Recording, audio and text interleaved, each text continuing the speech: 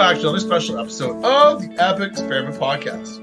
I'm your host, Bruce. It's episode 158, and I'm joined on the line once again by Sneaky Pete to chat all things Magic the Gathering. How are you tonight, Pete? I am great. It is great to be here again. We discovered that we have a soundboard, so if a card is really good tonight, we're going to give it a clap. If a card's really, really bad, we're going to do one of these. As always, this is a great addition. I can't help myself.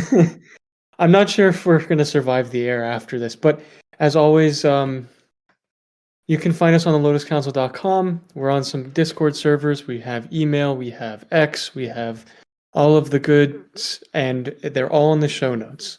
So take a look. Thank you for joining us tonight. Bruce, what are we talking about today? Oh boy, buddy. Oh boy. We're going to start tonight off with some garbage or great. So this first card tonight, Pete, my brother George, who's been on the show with us before, was talking to me about this, and he asked me about this card. And I wasn't too sure, so I thought I'd bring it here tonight. Let's talk about it. So it's Thousand Moon Smithy from Lost Caverns of Ixalan. Sure. So 2 white for Legendary Artifact. When Thousand Moon Smithy enters, I want to call it Smithy, but that's hockey in me. Smithy enters the battlefield, create a white gnome soldier artifact creature token with this creature's power and toughness are equal to the number of artifacts and or creatures you control. At the beginning of your pre-combat main phase, you may tap 5 untapped artifacts and or creatures you control. If you do, transform Thousand Moon Smithy. So it transforms on the backside into Barracks of the Thousand. It's a legendary artifact land. Taps to add white. And whenever you cast an artifact or creature spell using mana produced by Barrack of the Thousand, create a white gnome soldier artifact creature token with this creature's power and toughness equal to the number of artifacts and or creatures you control. So it turns into like making constructs, but better because they count your creatures and not just your artifact. So Pete, I'm a little conflicted with this card. Help me understand. Is this thing good, or is this thing just tricking us into thinking that it's good? I think it depends. So, like, it's really flexible because of the token it makes. I mean, it's not like it doesn't give it evergreen abilities, right? It doesn't give it anything beyond just being a 0/0 +X. But like Urza would do that, right? It would make a construct, but then you could tap your constructs for mana, and then you could play things for free potentially. So obviously it's not on the same level as a 4 mana card that makes a construct. And then flipping it takes a lot of effort. I guess we talked about this before, about the rate versus the stats. Because like if you make a 3/3 with this 4 mana card, and then you can't flip it immediately, I feel like it feels kind of bad. It's very good in limited. Let's not like front here when we say that. Like, it's pretty freaking good as a card. People realized that pretty quickly when they were playing it. Like in constructed and stuff, not so much. I don't know. I wouldn't play it. I guess I don't see draw a card, or I don't see flying or something. So So I don't really. You're right. Like and it taps only for white. So like if it tapped for another color, like any mana of any color, like the other flip lands we've seen in the past, I feel like it would be played a little bit more. But if you can't flip it immediately, I feel like it makes a body that really can't get through like a 1/1. You know what I mean? There's no trample, it has no death touch, whatever. But okay, let's think about this way. Okay, so you play it. You're playing it in a deck, and your turn 1 play is going to be, in a perfect world, you're playing a Sol Ring or you're playing a Mana Dork or something on turn 1. Turn 2, you're probably playing a Ramp Piece, probably a Talisman or an Arcane Signet or something. So on turn 3, you're casting this. So you got a Mana Dork, or you got a Sol Ring, you got a Talisman or something. So you got 3 or 4 permanents on the battlefield. And you spend 4 mana for a 3/3 on turn 3. Or a 4/4. Maybe it's a 4/4 then. Is that good enough? Like, is that an impact? Like, I feel like this is like this is not getting you what you want in the early stages of the game. then instead of spending your time like when on turn 5 or 4, whenever like the next time you untap, you're going to want to try and flip this, but you're going to have to tap essentially every permanent you have on the battlefield to flip this over into a land. So I'm really concerned that this is like I can't think of a game that I've played in the last 6 months where I have a clear open road on turn 4 or 5 with 5 permanents on the battlefield to tap and flip this thing. Also, like I really, yeah, also like the timing of it, right? Like you can tap it and you can tap the construct. So your 2 out of 5 already is there, right? Like you have 2 permanents that you can tap immediately the with timing it. restriction, right? But the timing restriction is probably the worst thing, in my opinion, about this card. And I'm pretty genuous with cards. I'm pretty like positive with most Generous. cards. Yeah. Generous. I meant to say generous, and my brain just. I got it. I got you. Yeah. Thank you. We've been doing this long enough. It's working itself out. But yeah, the timing restriction for me is weird because it's before combat. Like you can't do it on your main phase and then decide to go to combat and figure out what to do. It does work with a few of those cards that say like it untaps itself each turn or whatever. There's like a 2/4 in the set that can untap itself or whatever. And if you have cards that say untap stuff at the end of turn, or you can untap things like Clock of Omens or Unwinding Clock or something, then maybe I would see this being a little bit better. Or if it even just made 5/1/1s, that would be pretty nice because you could do it immediately. I think the idea was like they wanted you to do it immediately, but you can't because of how EDH runs with the way we curve out with our permanents. For the most part. Even White Weenie, right? Even like White Weenie. I don't know. I don't really see it. I just can't think of a game where I would have had a clear shot to flip this on my pre-combat main phase and not eat a dozen damage on the crackback just to flip a land that's going to make me some dudes.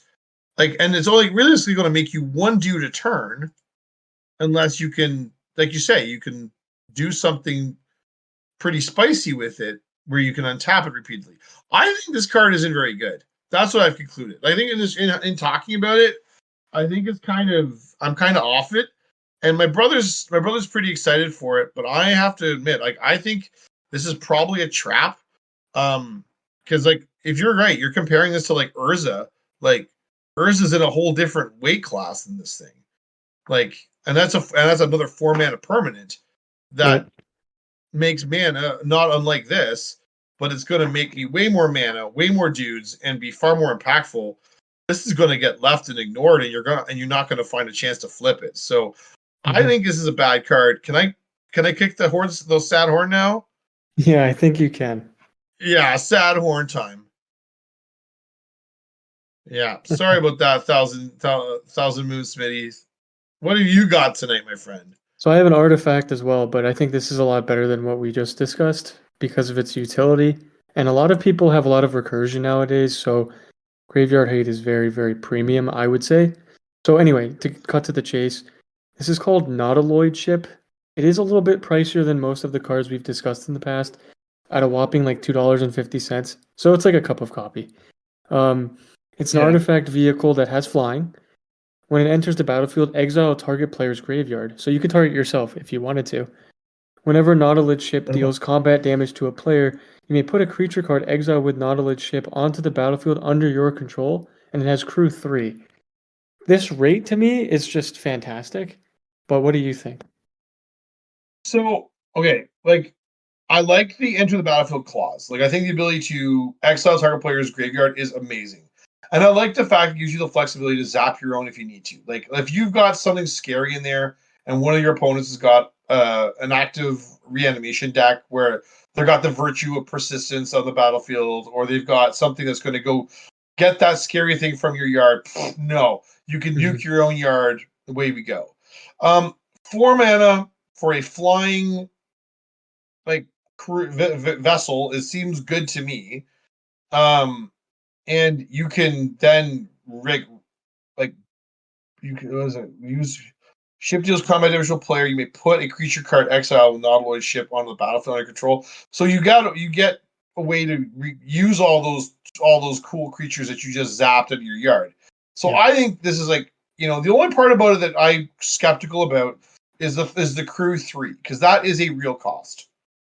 I mean, I know we have lots of creatures in the format, but if you were to go look back through many of the most popular creatures played in the format, they're 1 and 2 mana creatures. 1 and 2 power creatures, because they're mana dorks or they're eternal witnesses and they're solemn simulacrum and things of that nature. Meaning, crew 3 is a real cost. You're probably having to use 2 bodies to crew it, to get the desired effect.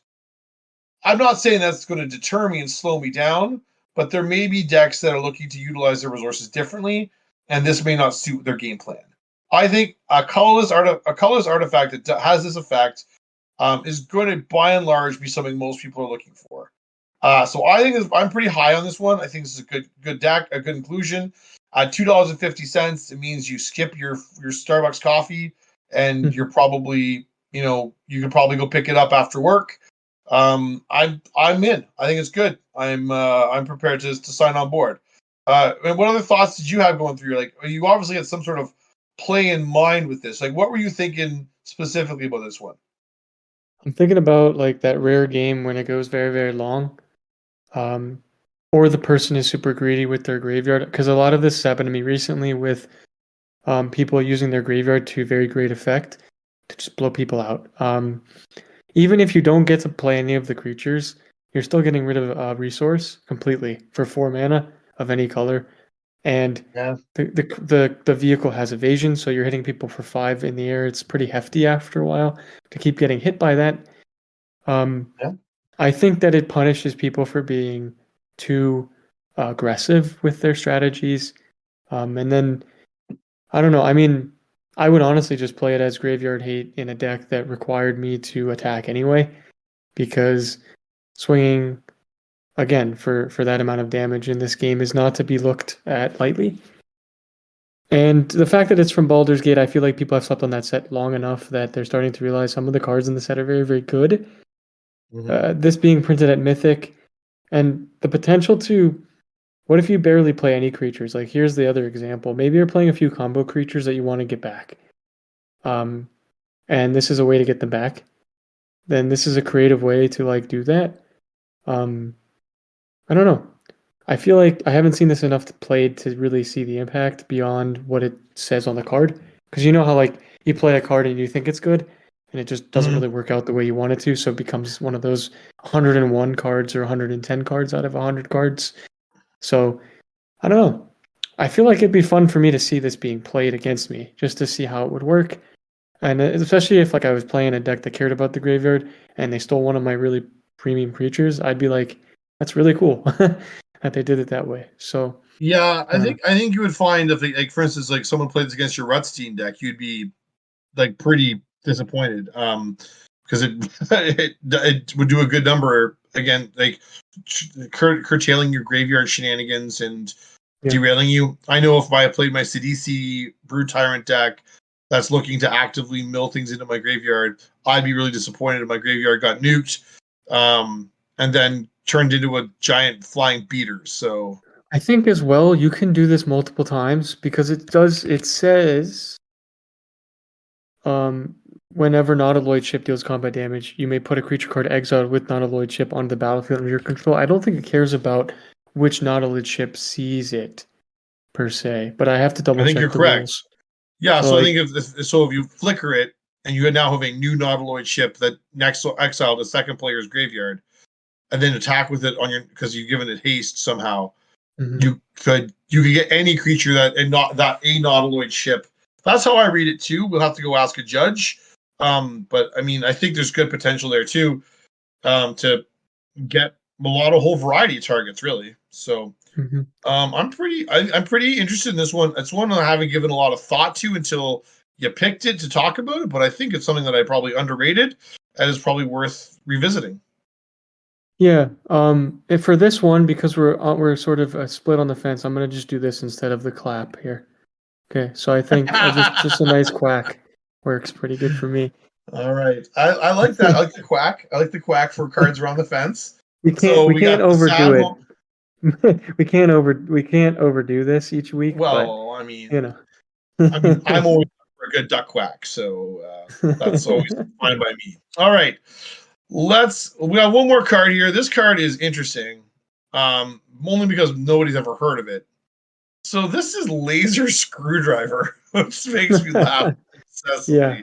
So 3 mana artifact, tap, add 1 mana of any color. So you're getting a manalith. All right, 1 and a tap target artifact. Okay. So I'm not sure why you'd want to do that, but you could do that. 2 tap, surveil 1, got my attention now. That's like better scry. I'm in. 3 tap, go target creature.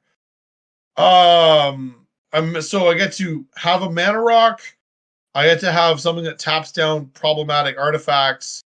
So, like that pesky, Blightsteel Colossus is coming for you. Wormcoil engine as well. Potential. Yeah, just no, I'm not going to. Then you're not going to do that to me. Heck, even that problematic Alibu, that Alibu card that's going to come at you and burninate your board state. Alibu gets tapped. So I'm pretty okay with like that ability. Surveil 1, I'm pretty down for it. And then goading creatures. Anytime you can mess with combat, make something attack, and definitely not attack you, I'm pretty down. So I like this card. It's 42 cents. It's out of the Doctor Who product that came out a few weeks ago, or maybe a month ago now.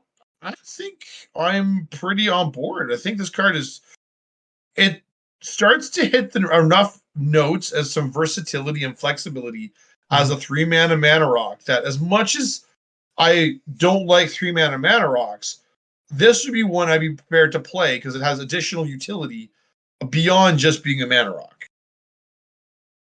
And I like all the extra modes on it. I'm gonna say I'm thinking about timing. So like with this card, you could totally go to the beginning of your combat, go to creature, like someone's combat phase, right? They go to their beginning of the combat. You go to creature, or you tap down a dork that's an artifact, or even tapping down treasures might actually be decent to mess with people's second main phase, in that sense. Or like, so a lot of people I know play liquid metal coating, so they'll turn something into an artifact and then you could tap it down as well, which seems like not a terrible way to go about things. Especially if you can untap things and tap things down. Yeah.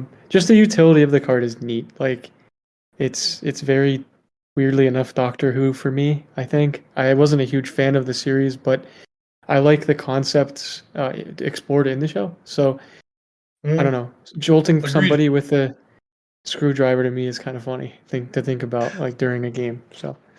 So are you giving it a quack? Yeah, because we haven't seen it in action yet. Where like the other cards we've either seen in action or just we think are downright bad. So I think we can safely do this and move on. Duck quack time. All right. Okay, up next we have got something that we wanted to talk about, and I think the laser screwdriver is actually a pretty good indicative card for something that you and I both value, and I think is probably underrepresented in the game. Right there. What do we value? Well, I like screwing with my opponents, and I have learned that many of my opponents really like to play value creatures where they don't want to put them in combat. I like goad because goading makes them have to go into combat. And to me, that brings a warm smile to my face. Makes me feel warm in the belly that they have to turn their value creatures sideways and swing and make them go to combat. So let me tell you a quick story, okay?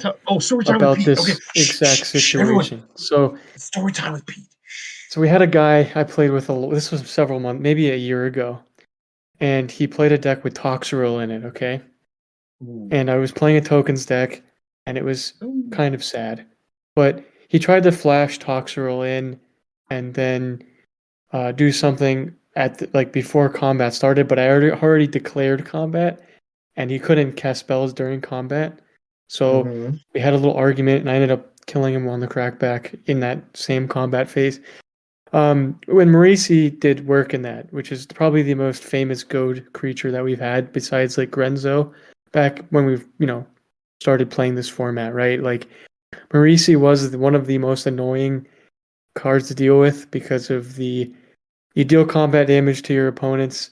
Now all your creatures have to attack, and they can't attack the person who dealt damage to you just that turn. So I like to reward control players by making them forcibly swing into bad situations too. And Mhm.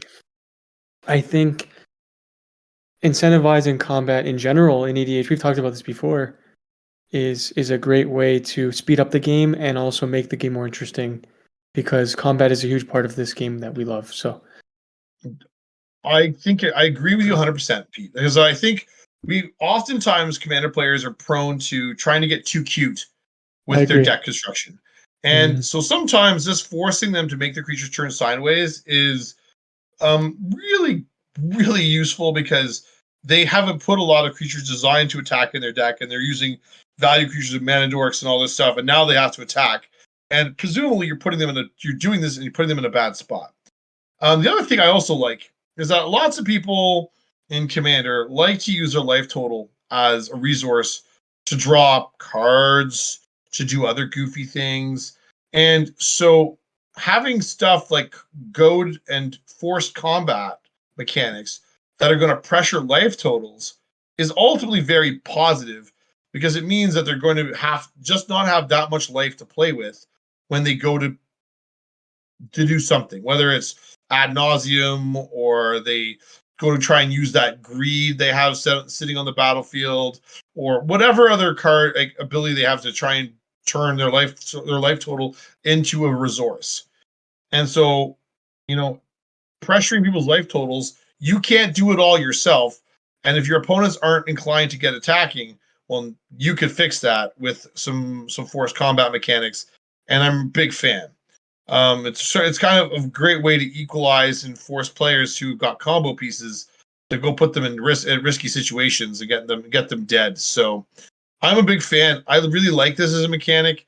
I have a deck premised around forced combat, and people have often lamented the fact that they don't like to play it because it really changes how they conceptualize how they have to play the game by compelling them to attack all the time, whether it's me or somebody else.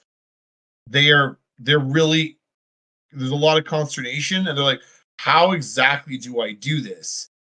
My deck doesn't want to go to combat, and now I have to." So I think it Mhm. does a really good disruptive piece there too. Um, and I kind of like the nature of goad because it's often attached to a creature or an effect that once it's triggered, there isn't a lot of value in removing the target, right? So like, jeering homunculus, which is a hilarious little card Yep. from I forgot which set it is. I think it's from Battle Bond. It's Battle Bond, Yes. yeah, I believe. Yeah. And it's just a funny little blue card that comes into play and goads something. And Sorry, all it's of a from sudden, Conspiracy. Same uh, block, but it's from same block. Conspiracy. Yeah. So they end up compelled to attack now, and like them using their piece of removal on a jeering homunculus is kind of a waste of time. So kind of a fan of the whole thing anyway. So it just makes people really have to think twice about going to combat. Yeah, I mean, I get frustrated. I've called friends out before, and I've called players out before for not attacking each turn if they have the ability to. It really upsets me when someone has a really massive board state beyond the other players. And instead of like at least splitting up the damage or doing something to speed the game up, they're like, I'm just gonna sit back with my army of tutus, and instead of hitting each of us for like 6 or 8 damage because they're afraid of like people killing a few of their tokens, they continue to sit back, and then you laugh when you play a board wipe, and then they're sad because they didn't take advantage of their board state at the time.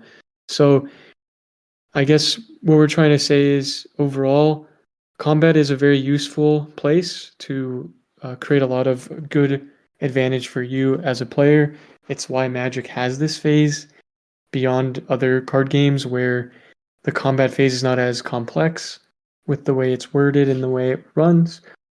Yeah, I don't know. We've seen a lot of these cards that reward players for attacking, but we haven't seen much recently, I feel like, when it comes down to the design mechanics. Like it's more like Akeem Patel is that new card that says whenever you attack, make a bunch of gnomes that are tapped and attacking, but it only just spirals out of control for you, and it doesn't really incentivize anybody else from trying to deal with you. Because if you have such a big board state already, and you're basically just making a billion tokens very fast, I bet you like your opponents are like, well, how am I supposed to even win with combat? I probably should try to get my combo pieces out first to stop you. Yeah. So I think I don't like the way we're going with certain we're incentivizing people to go as fast as possible with as much tokens as they can create, which I don't think is ideally the design that combat should be all the time in every single game that we play. But that's another conversation for another time. Yeah, little sneaky peek at what we're gonna talk about another week. So I think you're absolutely right there. That there's the benefits. Like I think there's a lot of benefits to attacking. The combat step is not scary. Yeah, it does. Sometimes it doesn't necessarily have a lot of impact in a pod if your opponents are set up to defend. It may not have the impact you want, or it may lead to political dealings that you hadn't anticipated because you compelled player A to attack, and he and player B make a deal now because there's like it could backfire in your face because now they're making a deal that excludes you, and you're like, oh geez, this could be bad here because they both agree that, like T Swift, you're the problem. It's me. I'm going to do the thing. So yeah, well, I try, but so yeah, no, I think the whole potential to have it backfire is fairly modest on the whole, and I think it ultimately results in a lot of fun experiences because it does something kind of wacky and unexpected to the board state, which if we're looking to generate positive memories and fun experiences, well, putting creatures that don't normally go into combat is often pretty silly looking. Like, oh, I have to attack Pete with my Birds of Paradise because that's what I have to do. Nuts. And then you get to eat it with a giant demon. Because that's kind of funny. It doesn't happen very often though. I feel like because most people who have those activated abilities will just tap them. But it would be cool to have a card that says, creatures with activated abilities have to attack each turn. Like something that would just mess with a bunch of a bunch of cards that we see that kind of dirtle a little bit more than they like. It can be frustrating when players have like a billion cards, like creatures on the field, but they're not attacking every turn because they're all like they're not meant to go to combat. Their deck is a combo deck or something. Yeah. It's interesting to see. I think it's good, and there's lots of other. And I want to stress, folks, we're not just talking about the goad mechanic. There's other cards out there that, as we called it, forced combat, because cards like Thantis have a forced combat mode on it, which people do not like. Biden of Thassa is surprisingly nasty about it. Breen of the Demagogue, Carter, Brutal Horde Chief. There's a bunch of these cards that have got abilities that force your opponents into attacking situations. So it's not just if you're looking to put together a deck that utilizes this mechanic, you don't just have to go and look up cards that have goad.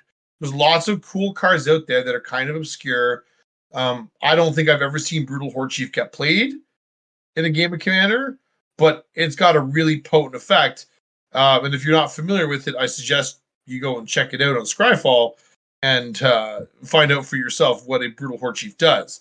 But yeah, I'm a big fan of influencing and forcing the combat phase to be more relevant.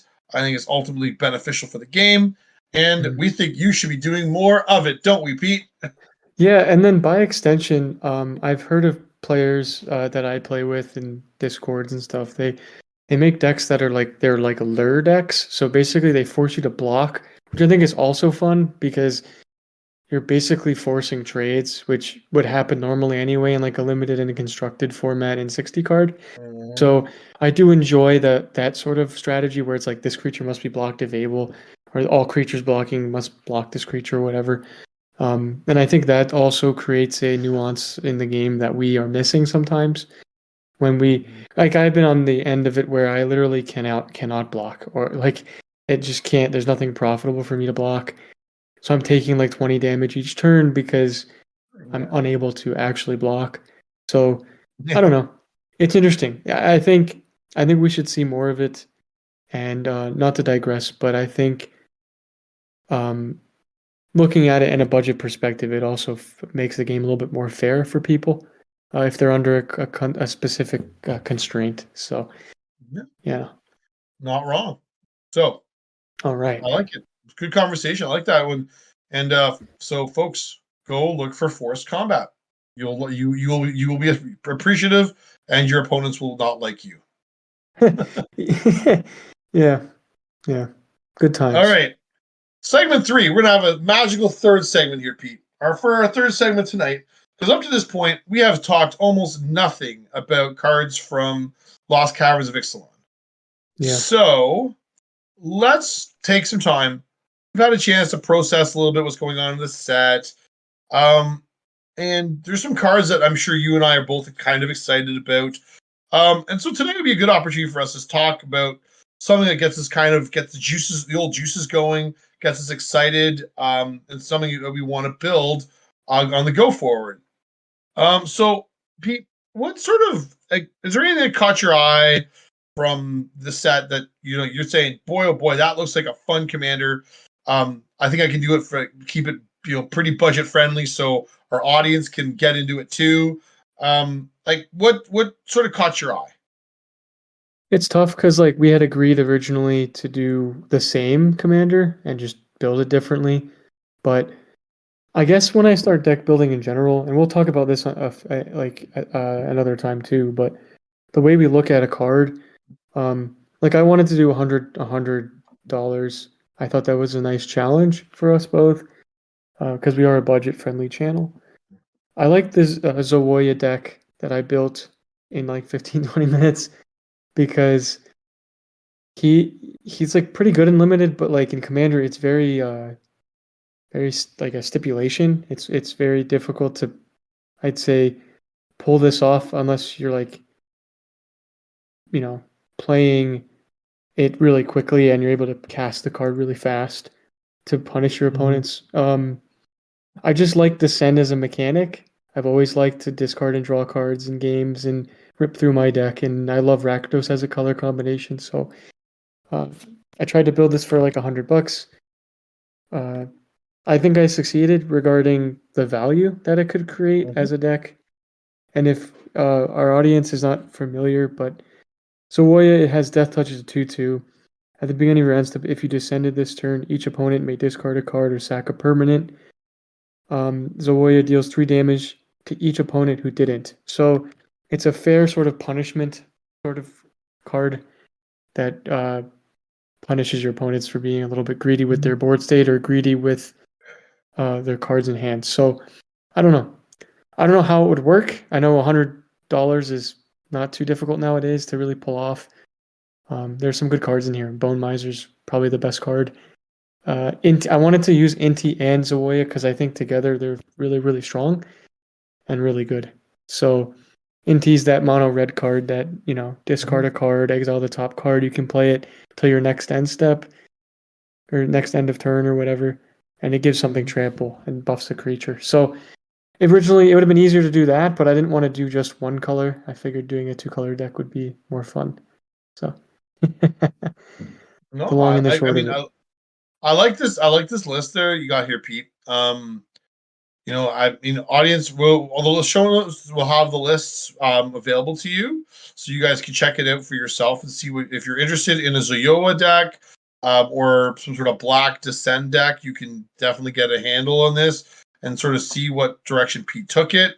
There's some really interesting cards. I think like Glinthorn Buccaneer is a surprisingly interesting card because of the natural synergy it has with Zoyoa.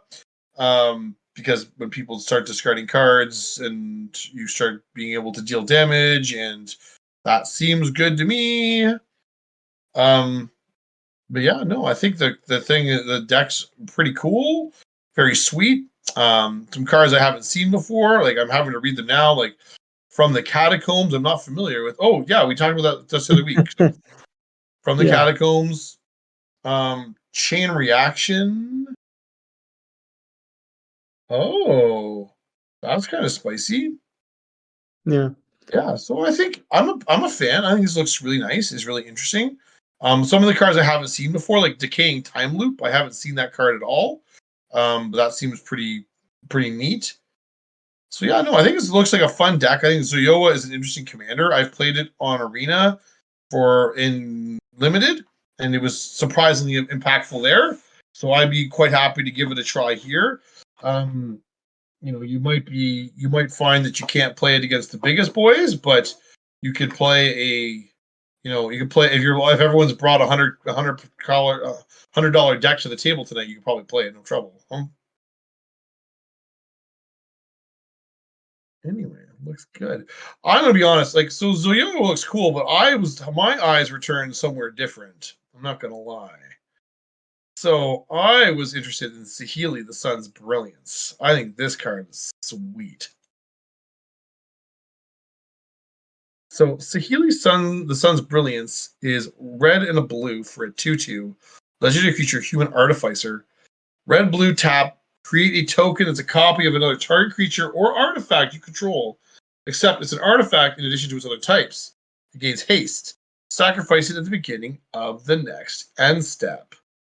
And so you get, essentially you're getting Saheeli's copy an artifact or effect from that was existed on the other 3 iterations of Saheeli, 3 or 4 iterations. Enough iterations, there's copies of her. And that always results in some pretty funny shenanigans. Now, I also had the privilege of trying to play this in a limited game and had surprisingly good effect in playing it. But you're going to make copies of all sorts of things that just have really powerful end of the battlefield triggers. So my favorite is things like Combustible Gear Hulk. Making copies of that is my favorite thing in the whole wide world. But you're going to get Meteor Golem or Mere Battle Spheres and all those extra Mere tokens. Those stick around. I was playing a game with Saheeli's best friend, Brudeclad. Sorry. That's how a friend of mine always says it. He always says it with a big, thick Scottish accent. So when Brudeclad came down and made copies of everything, and so you could make Saheeli make a copy of something, and then Brudeclad makes all your other tokens a copy of whatever other thing you want to do. And boy, oh boy, did it get silly. Because I made copies of a 5/5, I think it was. No, it was a Mere Battlesphere. I had 8 copies of Mere Battlesphere on the table. And I could tap all the mirrors and do all the damage, and it was I win because that was super cool. So I like Saheeli for that same sort of effect, but there's some other interesting cards in here that are surprisingly potent. Reckless Fireweaver is a common that people don't talk a lot about, but if you're an artifact deck, you should not be discounted. Yeah, you don't discount Reckless Fireweaver. It is very, very strong. I think Thought Monitor is another one, making copies of Thought Monitors that draw you heaps and heaps of cards. Yeah. Seems good.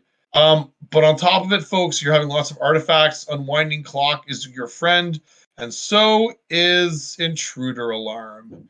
Intruder Alarm is kind of busto in this sort of list. And you're going to untap Saheeli. You're going to get extra opportunities to untap her and do gross things. And you're going to giggle all the way to the bank. Do I think this deck is actually fast enough to win? Probably not. But boy, oh boy, am I going to have fun making tokens and stuff and doing something silly with it. So this is really just Jaxis with the upside because it has blue, and you can do it any time. You can do it at any time. So like when I was trying to build this earlier, I got frustrated because I'm like, there's so many good things I could put into this deck. So my brain just was like, let's just do something else. Let's just do something else. Because there's so many you could do combos with this card. Like there's a lot of loops you can do where artifacts hit the graveyard and they untap something, or when artifacts enter, you untap something. There's a card that you might find interesting that's a 3-drop. It's a 1/4. And it says whenever you cast an artifact, untap target. I think it's untap target permanent. It's Mirror and Spy, is the card. Mirror and Spy. It's a 19-cent card. Whenever you cast an artifact spell, you may untap target creature. It's a 1/3 flying drone. So like you could realistically play like a Lotus Petal, and then you could make a copy of it, and then you could untap with Mirror and untap Saheeli, and if you have Emery out, you can basically go infinite with Lotus Petal, but that's a different story. There's a lot of for sure stuff going on, but I like the list that you made. There's a few other artifacts that I would have included too, like there's Mycosynth. There's a Mycosynth 2-drop that is basically like the Ichor Wellspring, Mycosynth Wellspring. Yeah. Just for a land, puts it into your hand or whatever. Chromatic Star. There's the Aether, there's the 1-drop artifact Spellbomb that bounces something back to hand if you sacrifice it. Yeah. There's a lot of really good cards you can put in this deck for not a lot of money, which is nice. What about this? How does this sound to you? Saheeli copying Ariat's Tempting Apple repeatedly. Is that a legendary? It is, but you get the effect, right? You get the effect until end of you could just steal everything. It's fine. That sounds like so. Or how about Coveted Jewel? Come on, buddy. Tell me you're not in for that. Coveted Jewel for days? Come on. That sounds like so much fun. Or like there's tons of red creatures that when they enter, they steal a creature until end of turn that you could play in this list. Yeah. You could run Warstorm Surge. You could run Terror of the Peaks if you have the money for that busted card. There's so many things you could do with her, is what we're trying to say. And because you're playing so many artifacts, Storm the Vault legitimately turns into Tolarian Academy. Like it's That's like true. Like it's so like people don't talk enough about Storm the Vault, but the card is so silly. If you can flip it and turn it into a Tolarian Academy, like Tolarian Academy is banned in Commander because it's broken in two. Sure, this is not nearly as good as the same level as if you could get a Tolarian Academy. Tell me there's nothing else you'd rather do with your life. Like, come on now. Let's have tap for 1 million blue mana. Yes, please. So, I think the deck's pretty sweet. There's some really interesting things you can do. I tried to keep all my card selections at $5 or less. That's what I tried to do too. I think the most expensive card in here was Illusionist Bracers, and I decided like that card in this is suitably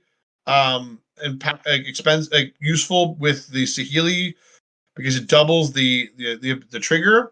And that to me was worth it, but that's the only card in the list that costs more than $5. And you're going to get, you sit down to play at a card night with your friends, and this is going to have a strategy. This has got a game plan, and it's a pretty good one. And you're going to have a lot of fun. You're going to have a lot of giggles and laughs because you're going to do something silly on the table, and your friends are probably going to enjoy the experience, whether they win or not. But they're going to see something silly happen.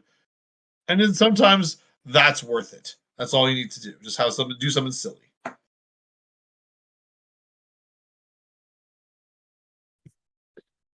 Yeah. I don't like that's what I got. That's what I got tonight. And list will be in the show notes, folks. And I'd love to hear what your thoughts are. Let me know. Go to our Moxfield account and look for my budget Saheeli list and see for yourself. Yeah, and then my list will be added on there too. Eventually as well. I probably might even go back and change a few cards just because thinking more about how I want to enable Zawoya. I don't know, Bruce. I love artifact decks like the next guy, but I guess because I've built so many over the years, I just kind of get turned off from the whole strategy. unless it's like unconventional warfare like Rutstein or Glunch or something, Yeah, where it's like I'm that's fair. giving out artifacts for a price or whatever. I like Saheeli though as a card. I think it's neat, and it does something a little bit different than what we've seen in the past with Izzet as a commander, where it's mostly like spell slinging or something or caring about instant Yeah, sorceries. This card, it screams more of like a I can build this casually and still have a lot of fun with my friends, beyond playing it super oppressively or combo-y or something like that. So we're all yeah, here for it yeah, because it's cheap, right? It's $1 or something, and Zoya 2 is like 20 cents. But again, there's always we're going to talk about this in the future coming up actually, just the state of the format and like the way decks are becoming more streamlined. So like Mhm. we did this with $100. You could do this with $300, and the deck could probably hang with the best of them. You know what I mean? So Yeah. I would agree. You can upgrade a number of your pieces, better interaction, some better artifacts that have better effects. You can do a lot of really gross things, and get into some really cool stuff. So I agree. Fully agree. All right, Pete. I think I've said all I need to say. Did anything else you want to add on before we send these good people home? I think we're just gonna probably have a more reflective few episodes coming up as we get to the next new year. I feel like it's good always to end the year with more of on a reflective note about things we've enjoyed, things we haven't enjoyed, things that have been crazy regarding the game that we really invest our time and effort into. So Yeah. stay No, tuned for some big news from us as well. We're trying to make some moves with our little brand here. So you know, yeah, indeed. I mean, not too many podcasts get to 158 episodes and don't have much else to show for it. So we got some ideas for the new year. So stay tuned, as they thanks say. everybody, and thanks. Have a good rest of your week. We really appreciate your time, and please share us with your friends and whoever else you play Magic with. We really appreciate everyone's support here. And yeah, see you next week. Thanks, everybody. Bye.